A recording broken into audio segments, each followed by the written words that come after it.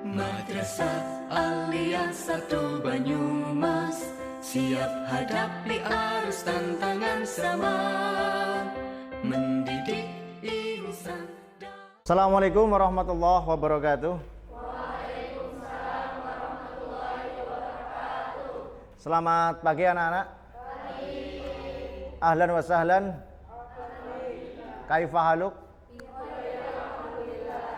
Oke anak-anak, alhamdulillah untuk pagi ini. Sebelum kegiatan belajar dimulai, seperti biasa silakan kita bersama-sama membaca Asmaul Husna, karena itu sudah menjadi kegiatan rutin di MAN 1 Banyumas. Ya Allah ya Rabbana anta maksuduna, ridhoka matlubuna, dunyana wa uhrana. Ya Maliku ya Kudus ya Salamu ya Mu'min ya Muhaimin ya Aziz, Ya Jabbar Mutakamir, ya Khaliku ya Bari, ya Musawwir ya Ghaffar, ya Qaharu ya Wahhab. Oke anak-anak, alhamdulillah. Siapa yang gak masuk hari ini anak-anak? Nihil? Alhamdulillah nihil ya. Berarti dari 30 anak berangkat semua ya. Oke, terima kasih anak-anak. Minggu kemarin Mas Guru itu sudah menjelaskan tentang proses masuk dan berkembangnya agama Islam di Indonesia, begitu ya? Kemarin Mas Guru itu menjelaskan bahwa proses masuknya Islam ke Indonesia itu melalui beberapa jalur ya. Kira-kira yang pertama jalur apa aja? Perdagangan. Yang kedua? Pernikahan. Yang ketiga? Pendidikan ya. Itu diantaranya itu ya. Jalur perdagangan, pernikahan, ada pendidikan, ada tasawuf gitu ya. Oke. Kemudian teori yang mengatakan masuk dan berkembangnya Islam ke Indonesia itu apa aja? Yang pertama teori Persia, yang kedua teori Gujarat, yang ketiga teori Cina ya, yang keempat teori Arab ya. Oke. Teori yang mengatakan bahwa agama Islam itu dibawa oleh para pedagang dari Gujarat, itu teori apa? Ya, Gujarat ya, India ya. Oke. Dari berbagai teori itu ya, semuanya menggunakan jalur laut ya. Yang menggunakan media, namanya alat transportasinya adalah kapal. Kan begitu. Beberapa minggu yang lalu Mas Guru menjelaskan bahwa kapal merupakan alat transportasi pertama di dunia ya. Jadi jalur itu ada 3, darat, laut, dan udara. Untuk kali ini kita akan membahas materi lanjutan dari kemarin, yaitu kerajaan-kerajaan Islam di Indonesia. Nah, kemarin Islam sudah masuk Indonesia, sekarang lanjutannya adalah kerajaan-kerajaan Islam. Oke. Anak-anak, kalian bisa lihat PowerPoint yang akan saya jelaskan. Peta persebaran Islam di Indonesia. Yang pertama, Kerajaan Samudra Pasai. Pernah dengar nama kerajaan ini? Ya. Kerajaan Samudra Pasai merupakan kerajaan Islam pertama di mana? Di Aceh, di Nusantara, atau di Jawa? Lokasinya di Aceh ya. Tapi kerajaan Samudra Pasai merupakan kerajaan Islam pertama di Indonesia. Pertama di Indonesia, di Nusantara pada saat itu ya. Oke. Kalau pertanyaannya kerajaan Islam pertama di Jawa mana? Demak.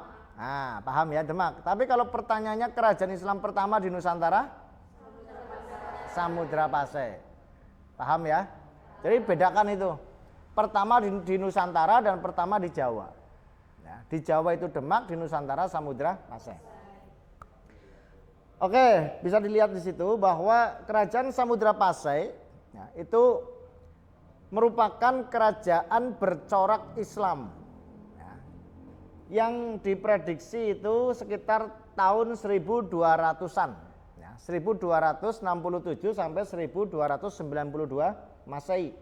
Didirikan oleh Sultan Malik As-Saleh. Ya, itu. Ya. sebagai pendiri dan juga tokoh penyebar agama Islam di daerah Aceh. Ya.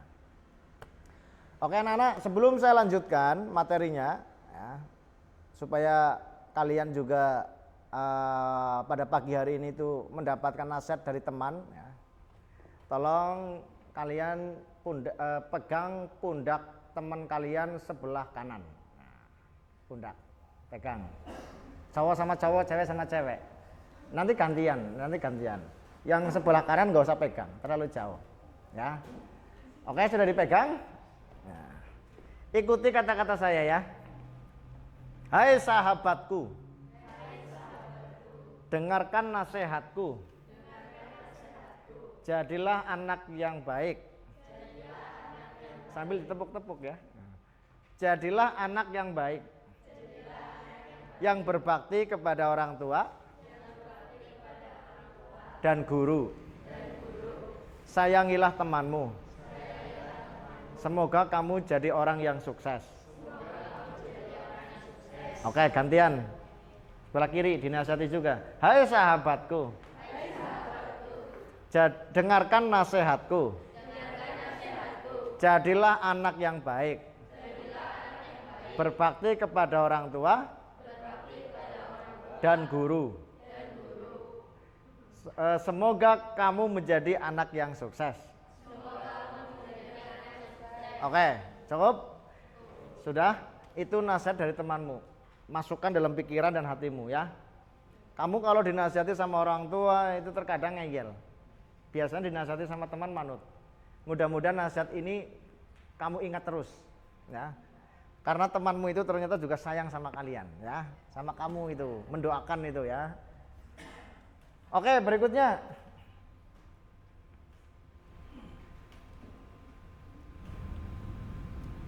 Kerajaan Samudra Pasai tadi ya, itu menjadikan kerajaan yang bercorak Islam pertama. Dan disitulah awal Islam berkembang di Nusantara, yaitu di kerajaan Aceh itu, di Samudra Pasai yang lokasinya di Aceh. Nah. Kemudian yang berikutnya bahwa kerajaan Samudra Pasai ini itu memilih tempat yang sangat strategis sekali, ya, yaitu di pinggir laut, ya, letaknya di dekat dengan Selat Malaka. Ada yang pernah dengar Selat Malaka? Itu selat yang bagaimana? Ya, selat ya, atau tempat yang dipakai sebagai tempat persinggahan pedagang-pedagang dari berbagai negara pada saat itu, sehingga sangat strategis sekali di situ. Ya. Yang efeknya ternyata menyebabkan kemajuan dalam berbagai sektor, diantaranya bidang ekonomi. Ya, karena semakin banyak pedagang di situ yang mengirimkan barang, yang berjualan, sehingga meningkatkan ekonomi di kerajaan Samudra Pasai. Nah, kemudian komoditas perdagangannya apa aja? Ya, ada lada, ada sutra, ya, dan juga ada emas. Kamu tahu lada? Apa itu lada? Apa lada? Bumbu dapur ya salam, sereh. Ya. Lada itu masuknya apa? Komoditas itu komoditas nama kerennya dari bumbu dapur itu ya, lada itu adalah rempah. Merica, tahu merica? Nah, merica itu lada. Ya, kalian kelihatan nggak pernah masuk ke dapur ini ya. Kemudian sutra, apa itu sutra? Kain ya, kain sutra itu sebagai kain unggulan pada saat itu. Sudah punya kain sutra? Punya di rumah? Belum punya. Kapan-kapan main ke rumahnya Mas Guru ya. Kasetnya itu pakai kain sutra ya. Ya. Kayak kasetnya pakai kain sutra. Pakaiannya yang saya pakai kain gombal ya. Kemudian kehidupan budaya. Kehidupan budaya kerajaan Samudra Pasai ya, sebagai kerajaan Islam, maka kebudayaan-kebudayaannya juga mengacu kepada kegiatan agama Islam. Ya. Kemudian Samudra Pasai juga menjadi pusat pendidikan agama Islam, khususnya di Nusantara, karena pada saat itu baru kerajaan Samudra Pasai yang ada, ya, yang coraknya adalah Islam. Lanjut berikutnya, yang kedua, Kerajaan Aceh. Siapa pendirinya? Ya, Ali Muhayyad Shah. Urutan dari raja-raja Aceh ya. Yang pertama ada Ali Muhayyad Shah, kemudian ada Sultan Alauddin Riayat Shah. Shah itu gelar. Gelar dari kebangsaan Aceh ya. Ada nama Tengku juga. Tengku. Kalau di Bali itu ada nama juga ya. Iwayan. Kemudian Imade ya. Ini sebutan. Kalau laki-laki di Bali itu namanya Bli. Pernah dengar ya? Kalau perempuan namanya Ni. Nah, Nini anggar nang Jawa kan wong tua ya. Kalau di Bali itu gadis. Gadis di Bali panggilnya Ni. Kalau oke anak-anak, itu materi yang sudah saya sampaikan tadi ya. Sekarang bagi kelompok menjadi 4 ya. Menjadi 4 kelompok bentuk sesuai dengan kelompoknya masing-masing. 1, 2, 3, 4 ya. Mbak, kamu ke sini Mbak. Yang cowok ini dua ya. Kamu ke sini Mbak ya. Ya, yang cowok. Oke, kamu sini ya Mbak, lihat Mas ya.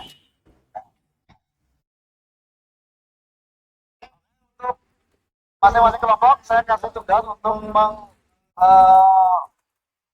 melakukan pendalaman tentang kerajaan-kerajaan tadi ya. Nanti mempresentasikan hasilnya dan masing-masing kelompok lain memberi pertanyaan masing-masing 2. Oke, 2 pertanyaan ya. Bagaimana Anas? Sudah selesai belum Anas?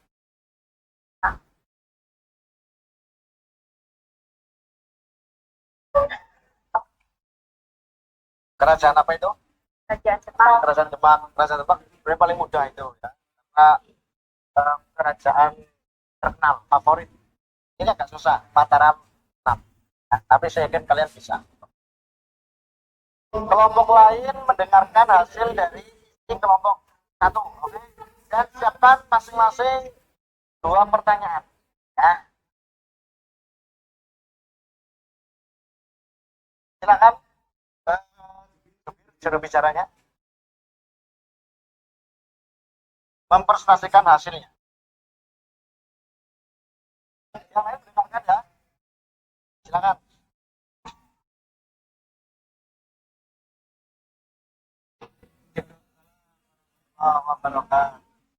Kami dari kelompok 1 akan mempresentasikan hasil diskusi kami.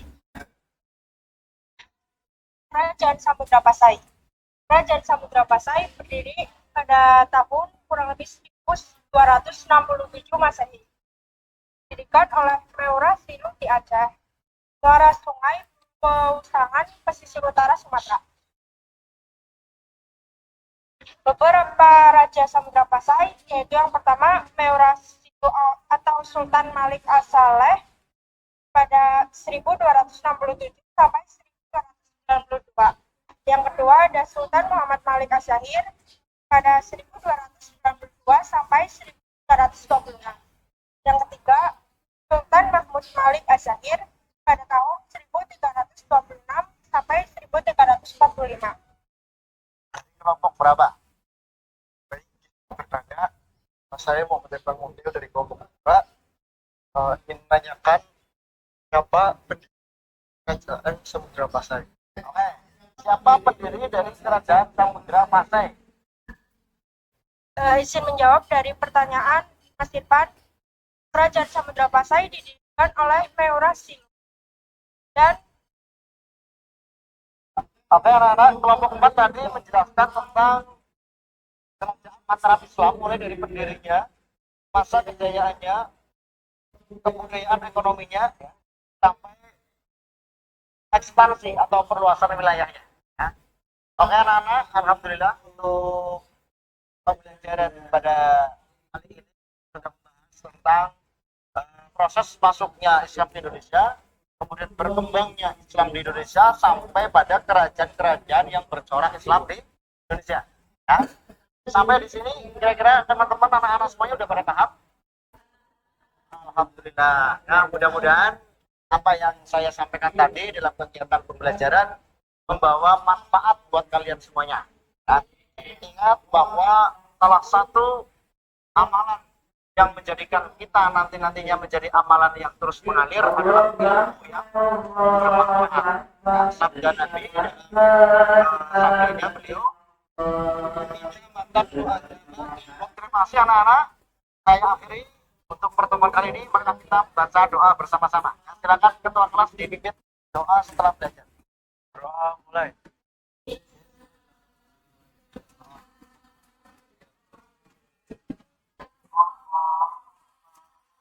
Anak-anak jangan lupa tolong pastikan sampah-sampah yang ada di bawah kalian diambil semuanya, dibersihkan, karena pada saat saya masuk juga bersih, itu ada sedikit sampah dibersihkan. Nah, saya akhiri, sampai ketemu di jam yang sama, hari yang sama, itu minggu depan. Ya. Saya akhiri, billahi taufiq wal hidayah warahmatullahi Alia satu Banyumas, siap wabarakatuh. hadapi arus tantangan zaman.